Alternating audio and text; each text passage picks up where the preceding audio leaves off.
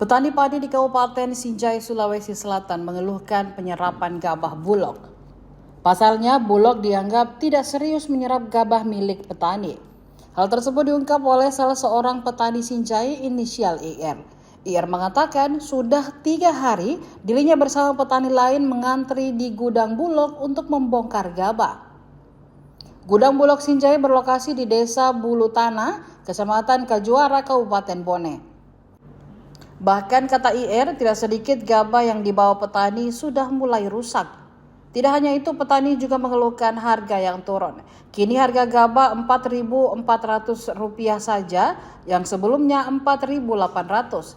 Sementara itu, Kepala Dinas Pertanian Kamarudin mengatakan kapasitas gudang Bulog mulai penuh.